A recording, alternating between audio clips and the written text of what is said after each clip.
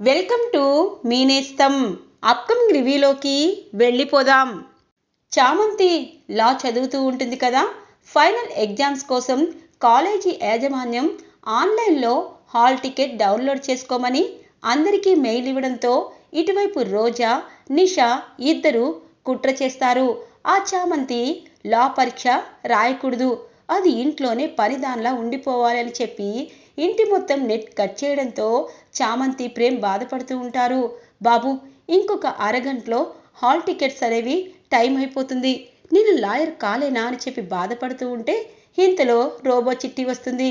చామ్, బాధపడద్దు, net cut అయినా కొంచెం నెట్ నా దగ్గర ఉంటుంది, హాల్ టికెట్ డౌన్లోడ్ చేసుకో, అలాగే బయటికి వెళ్ళి నీ ఫోన్ని చూపిస్తే వాళ్ళు హాల్ టికెట్ ఇస్తారు, ఇంత సింపుల్ దానికి ఎందుకు బాధపడతావు చామ్ అనగానే, థ్యాంక్ యూ సో మచ్ చిట్టి, నా జీవితాన్ని ప్రతిసారి నువ్వు కాపాడుతున్నావు అనగానే నాకు కోపం వస్తుంది అని అంటారు ప్రేమ్.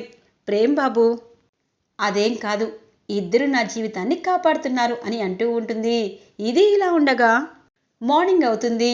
హర్షవర్ధన్కి చంద్రిక టాబ్లెట్ ఇస్తూ ఉంటే ఇటువైపు రామాదేవి లోపలే కుళ్ళుకుంటూ ఉంటుంది. ఒసే చంద్రిక, నీకు బాగా ఈ మధ్య ఎక్కువైంది, ఎప్పుడో టైం చూసుకొని నిన్నేం చేయాలో అది చేస్తాను అని చెప్పి అంటూ ఉండగానే నిషా, రోజా, అరుణ్ వస్తారు. Uncle, final exams all tickets అన్నీ కాలేజీ యాజమాన్యం పంపించారు, నేను తీసుకున్నాను, ఇక ఫైనల్ ఎగ్జామ్స్కి ప్రిపేర్ అవుతున్నాను అంకుల్ అని అంటుంది నిషా. వెరీ గుడ్ అమ్మా, అలాగే చామంతి కూడా అనేలోపు పాపం చామంతి బయట నుండి వస్తూ ఉంటుంది. అయ్యో, నువ్వు కూడా చదువుకుంటున్నావు కదవే, ఎల్ఎల్బి లాయర్ అవ్వాలని, నీకు హాల్ టికెట్ ఇంట్లో డౌన్లోడ్ అవ్వలేదా అనగానే, అయ్యుండదక్క, ఎందుకంటే ఇలాంటి వాళ్ళు లాయర్ అవ్వాలంటే కళ మాత్రమే కనాలి అనగానే, లేదమ్మా, నేను కూడా ఎల్ఎల్బి చదవడం కోసం ఇదిగో హాల్ టికెట్ని డౌన్లోడ్ చేసుకుని వచ్చాను, ఇదిగో అయ్యగారు అని చెప్పి ఇక హర్షవర్ధన్ కాళ్ళకి నమస్కరించి హాల్ టికెట్ చూపిస్తుంది. అమ్మ చామంతి, నాకు చాలా గర్వంగా ఉంది, అనుకున్నది సాధించావు, ఖచ్చితంగా ఈ ఫైనల్ ఎగ్జామ్స్లో కూడా నువ్వు చాలా ఎక్కువ మార్కులతో అలాగే ర్యాంక్ కూడా వస్తుందని నేను నమ్ముతున్నాను అనగానే, అయ్యగారు, నా మీద ఇంత నమ్మకం పెట్టుకున్నా మీ నమ్మకాన్ని నేను వమ్ము చేయను అని అంటుంది. దీనికి హాల్ టికెట్ ఎలా వచ్చింది అనగానే, అయ్యో, మనిద్దరం ఆ రోబోని మర్చిపోయాము అని అంటూ ఉంటుంది నిషా. చంద్రిక, ఆ బుక్స్ తీసుకురా అని అంటారు. చంద్రిక బుక్స్ తీసుకొస్తుంది. అయ్యగారు, బుక్స్ ఎందుకు అనగానే, చూడమ్మా, నీకు ఎలాగూ ఫైనల్ ఎగ్జామ్స్ వస్తాయని నాకు తెలుసు, అందుకే చాలా కష్టపడి ఈ బుక్స్ అన్నీ తెప్పించాను, ఇవి ఫైనల్ ఎగ్జామ్స్ వచ్చేలోపు నువ్వు మొత్తం చదువుకున్నావంటే పరీక్ష ఈజీగా రాయొచ్చు అని చెప్పి ఇక చామంతికి హర్షవర్ధన్ బుక్స్ ఇస్తారు. చామంతి చాలా ఆనందంగా థ్యాంక్ యూ సో మచ్ అయ్యగారు అని చెప్పి అంటూ ఉంటుంది. ప్రేమ్ చాలా సంతోషపడుతూ ఉంటారు. ఇక అవి దేవుడి దగ్గర పెట్టి దీపారాధన చేస్తూ ఉండగానే ఇటువైపు రోజా, నిషా ఇద్దరు కుళ్ళుకుంటూ ఉంటారు. ఒక్క మావయ్య గారికి ఈ చామంతి అంటే చాలా ప్రేమ ఎక్కువైపోయింది, అలాగే ప్రేమ్ తన్ని ప్రేమిస్తున్నాడంటే పెళ్లి కూడా చేయొచ్చు అనగానే, దానికంటే ముందు అది లాయర్ అవ్వకుండా ఆపేవనుకో మావయ్య గారి మనసులో అది పని మనిషిగా ఉంటుంది, అందుకే అక్కడున్న బుక్స్ అనగానే అక్కడ దీపారాధన వెలుగుతున్న కుందుని తోసేస్తుంది నిషా. ఆ కుందిలో నూనె అలాగే దీపం ఉండడంతో పాపం చామంతికి హర్షవర్ధన్ ఇచ్చిన బుక్స్ అన్నీ కాలుతూ ఉంటాయి.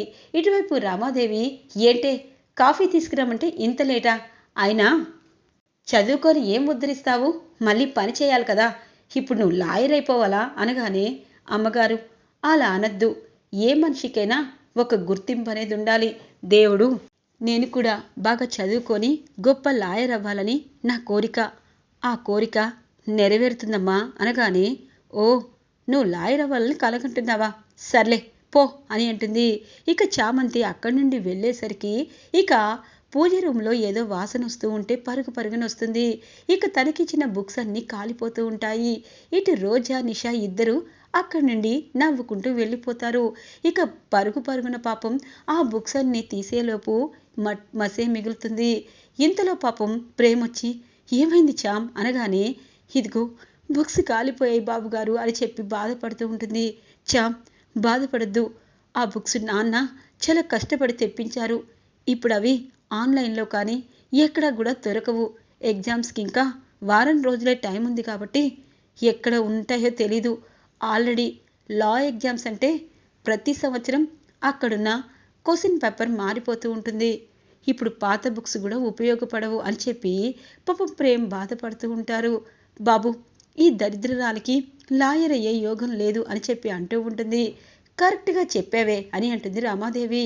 మరేంటత్తయ్య, ఇలాంటి వాళ్ళు కూడా లాయర్లు అయిపోతే మనలాంటి వాళ్ళు ఇంట్లో ఉండాలి అని అంటుంది రోజా. ఇక నిషా పక్కపక్క నవ్వుతూ, అంకుల్ దీని మీద ఎంత నమ్మకం పెట్టుకున్నారు, కానీ ఇది ఆదిలోనే బుక్స్ని కాల్చుకుంది. దేవుడి మీద నమ్మకం ఉండొచ్చు, అంతేగాని గాల్లో దీపం పెట్టకూడదు కదా.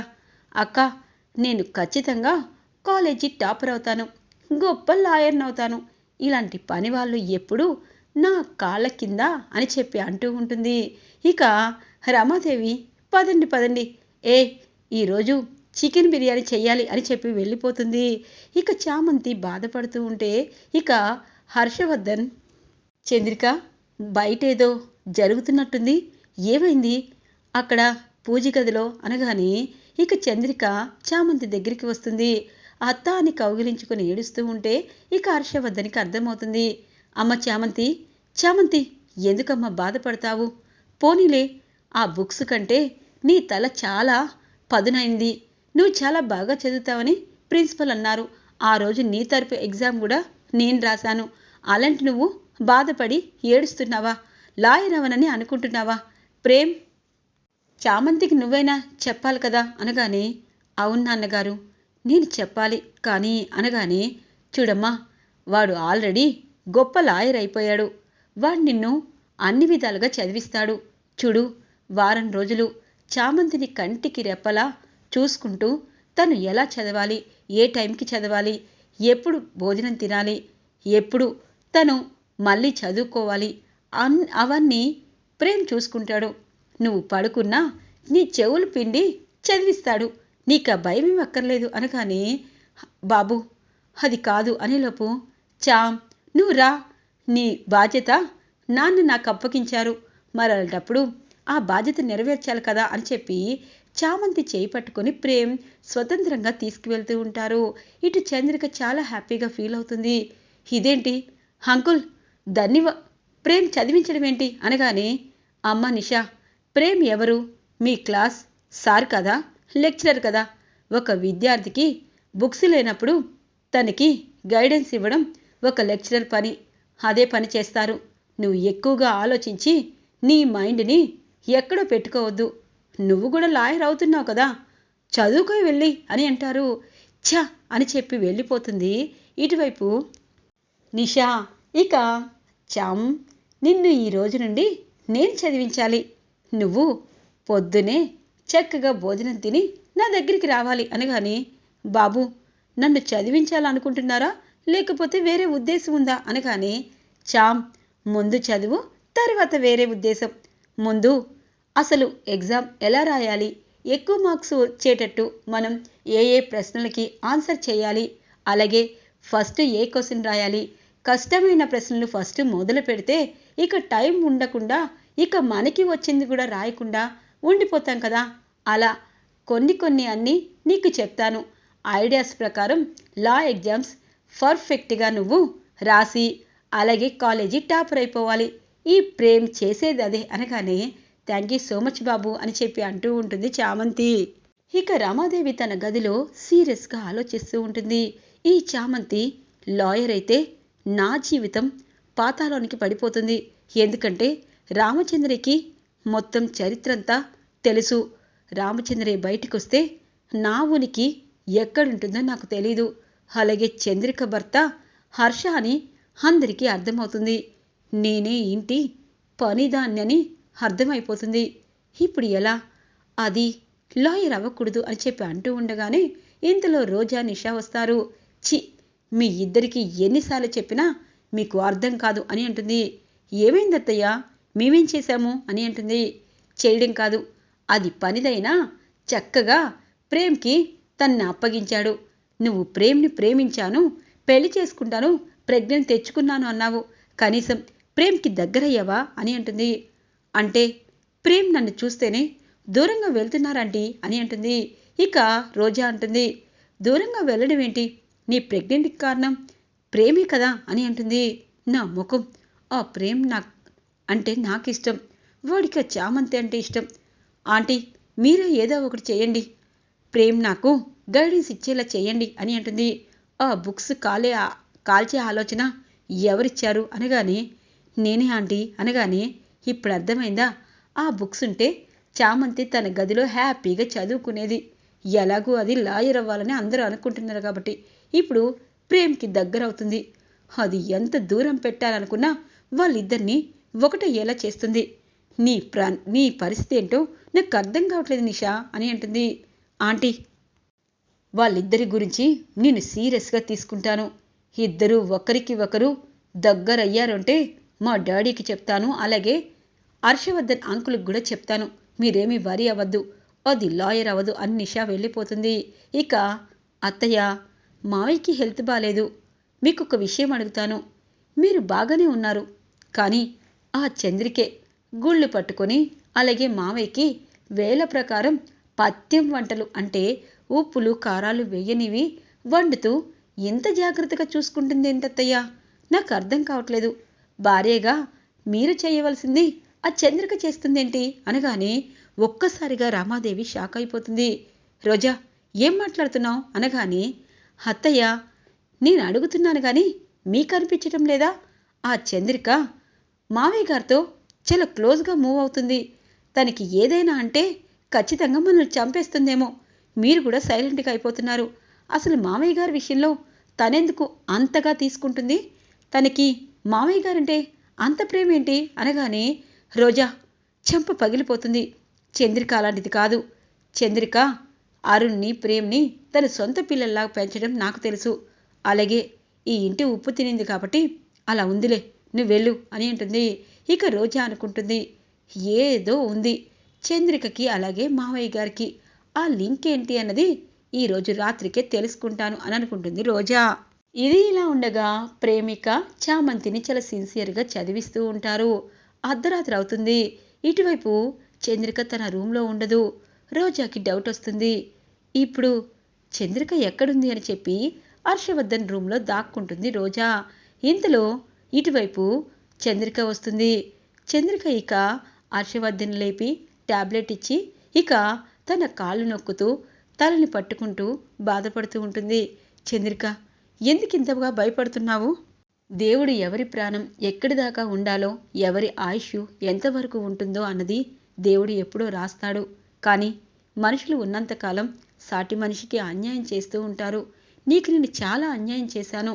నీ కళ్ళ ముందే రమని పెళ్లి చేసుకొని రమయ్య ఇంటి ఇక అసలైన యువరాణిగా అంటే రామనే నా భార్యగా అందరికీ తెలుస్తుంది.